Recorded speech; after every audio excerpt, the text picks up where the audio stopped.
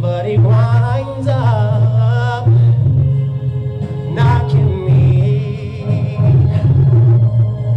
back down on my knees. Oh, there's been times when I thought I couldn't last for long, but now that I know that I'm able to carry on, it's been a long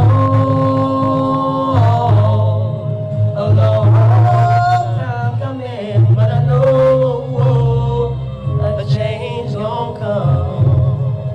Oh, yes it will. Oh, yes it will. Oh, yes it will. Good afternoon, ladies and gentlemen.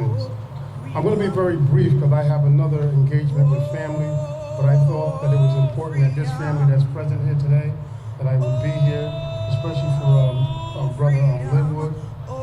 But I would like to start out with the title that says, Black Pride, Black Unity Now. Basically, the title is self-explanatory.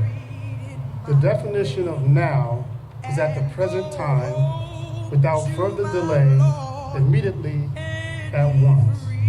And I think we can all see the condition that we are now in this country, that the different protests that are taking place around the country. Now, getting back to the now consists of the time and space that we occupy at a present moment. Black people in America, we have to evaluate and reevaluate this cultural conundrum that we have placed upon us, that was placed upon us.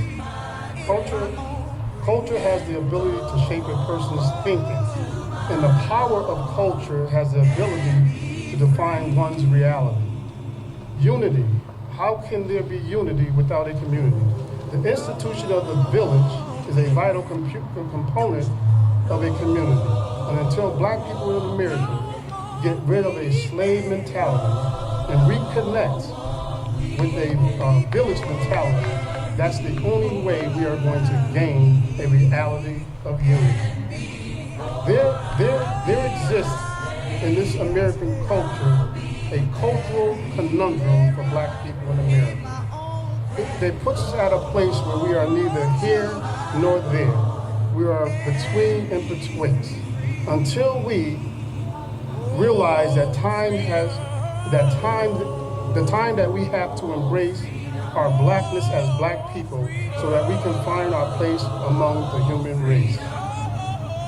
And I'm going to leave with this quote because, again, I said that I do have to take off because I have another engagement. This quote here says that a people without knowledge of their past, history, origin, and culture is like a tree without roots.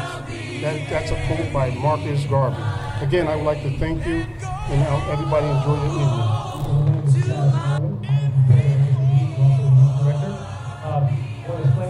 All the youth that you see with us, they went from F's, D's, and they all have high honors, honor roll, or honorable mention. Okay? And when you get their grades up, you get the performances, they perform throughout the city, they do a lot of stuff in the city.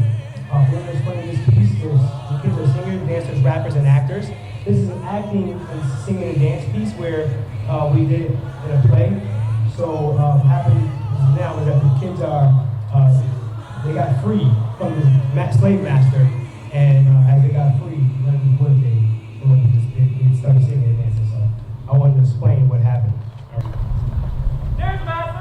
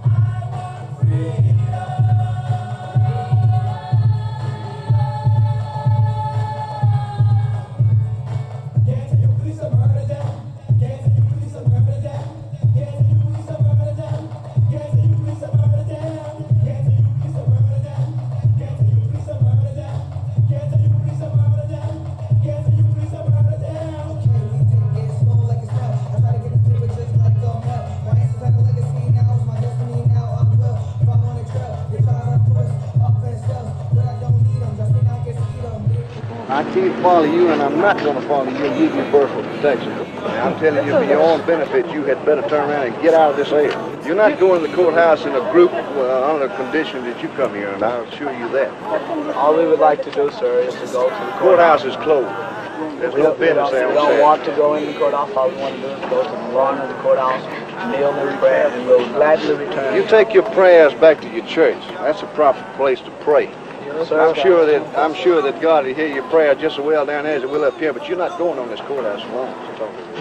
Sir, whenever there are men who are in sinful conditions, prayer should be uttered wherever they are. Well, why don't you pray where you are? Go back down there and pray. You think you're lily white? I'm gonna protect you, Sir, I don't have to love anybody I don't want to love. Sir, You do your own loving. You love your little niggas. I love who I please. do you believe in equal justice for all? I believe in justice. Do you believe in equal justice? I don't believe in equal nothing. There's no two people in this world alike. And they are not equal under any terms or conditions. There's no two peas in the world alike. No two pieces of money nor nothing else. And sir, are you saying that if I have a quarter and I'm black and you have a quarter and you white, then my quarter isn't as worth as much as your That's quarter? your quarter.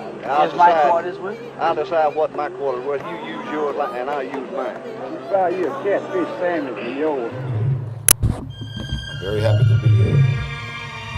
Before getting into anything dealing with wisdom and knowledge and understanding, I would like to first say, as always, in the most holy name of Allah, the beneficent, the most merciful God, to whom all holy praise is due forever. In the name of the last and surely his greatest messenger, most honorable Elijah Muhammad, in the name of that great champion of truth and justice, in this last and final day of the resurrection and rising of the black man of America and all of our people throughout the world, the honorable minister of Islam, and each with the greeting words of peace and paradise, and see Muhammad to the dust of Assalamu alaikum. Brothers and sisters, thank you for having me, and I would like to say that it's a beautiful, beautiful day, beautiful occasion, and this is our way. This is the African way, black people's way, brown people's way. We love to dance, we love to sing, we love to recite poetry. This is our way, coming together in harmony, in peace, in love, in love. It's a beautiful thing. But I must warn you, I must warn you that while you're singing, while you're dancing, while you're having a good time, someone, somewhere is planning and plotting your death. There's no mistake about it. Those men who died this past week at the hands of policemen and police brutality a year ago, they were watching television, maybe looking at the news about Tamir Rice or what's going on in Ferguson. They never thought, they never dreamed that it would be them. All right? Keep that in mind. Someone, somewhere is planning your and my demise.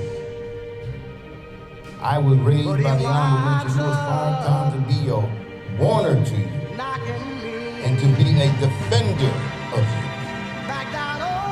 And I would be remiss in my duty if I didn't tell you that. I love that beautiful song by Sam Cooke, A Change Is Gonna Come. A change is gonna come, and a change must come.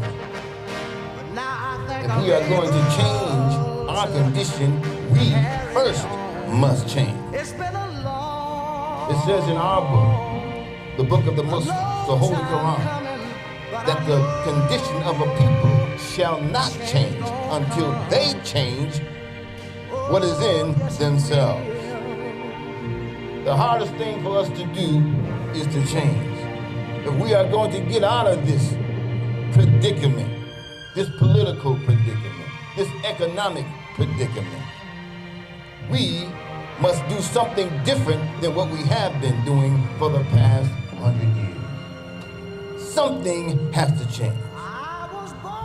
The hardest thing you will ever do in your life is change.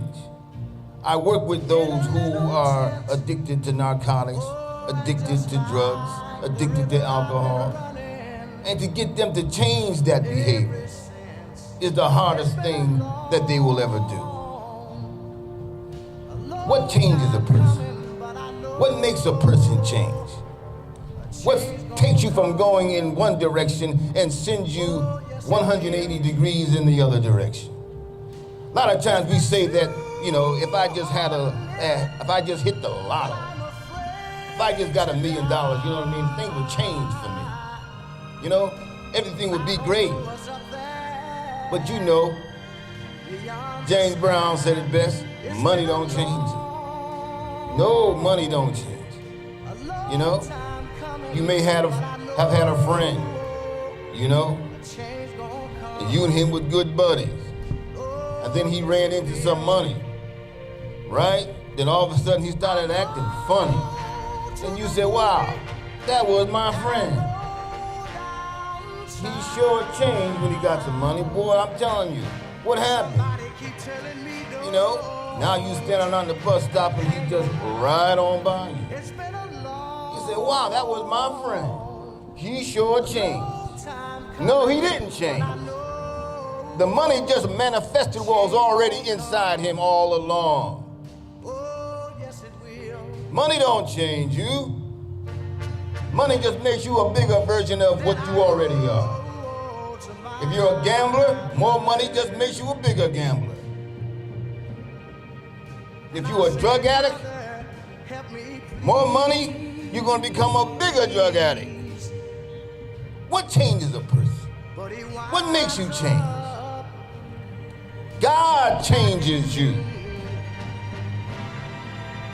When you've done all you can and you got to your lowest point, and every doorknob you twist is closed, every door is locked, your mama turn on you, your daddy turn her back on you, they're tired of you, and when you can't go nowhere else, you turn to God, and then God changes you once you decide that you're going to change yourself. We want to get out of this condition. I love what that young man and these young dancers were singing when they said, I want freedom. I want freedom. Do you really? Do you know when you're going to get freedom? Do you know when you're going to get freedom?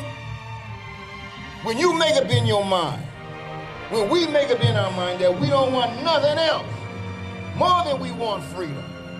When you get the quest, the desire, the need, the drive, the thirst, the hunger for freedom so strong that you can't sleep at night. When you get it in your blood, when you get it in your vein, when you get it in the marrow of your bone, that's when things are going to change.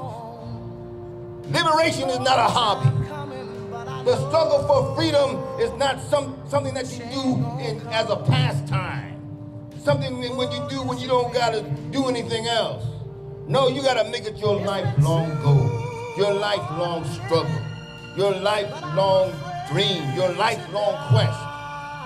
Because those who enslaved you, those who worked you from sun up to sundown for 310 years, they were determined to make you a perpetual slave.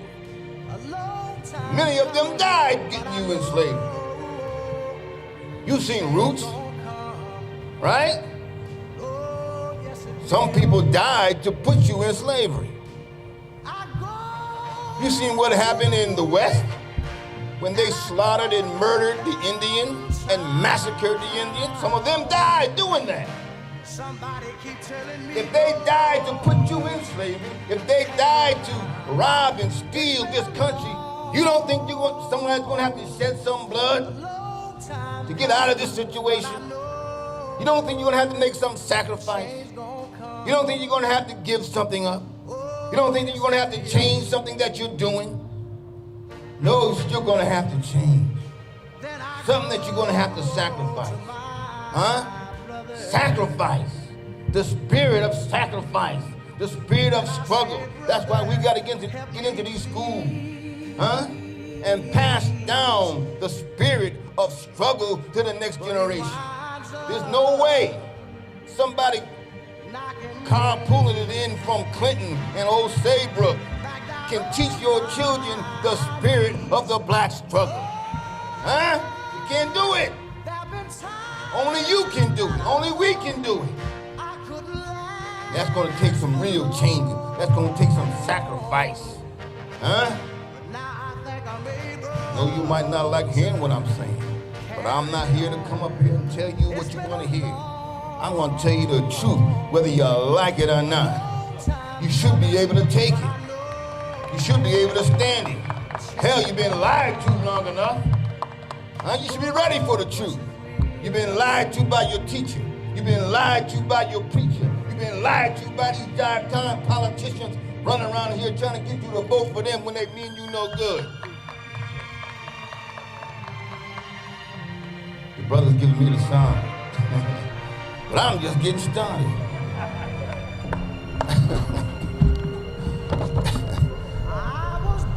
No, we gotta make it happen. And that's when it's gonna happen. When you don't want nothing else, right? When you really want freedom, when you really want it, all right? Mama better get out of the way, all right? Sister, when this black man wants freedom, you're gonna have to get out of the way. He'll kill concrete. I had a story to tell too about my ancestors. My great-great-great-grandmother was a slave. She had a son who was in the Civil War. But before he got into the Civil War, he was a rebellious slave. All right? He got in trouble. He was constantly getting beat. One day he killed his master. They had a wanted poster up for him in this little town in Georgia. He ran away. He came to the north. He joined the Union Army. And he fought. And when the war was over, he was coming back home. He was coming down that long, you know how they got them long driveways down the south? He was coming back home. His mother seen him from a long way off. His mother picked up a shotgun because she was so brainwashed, she was so programmed, she was so conditioned, she was ready and willing to kill her own son for murdering his master. And she pointed the rifle at him. But this man had seen so much blood and so much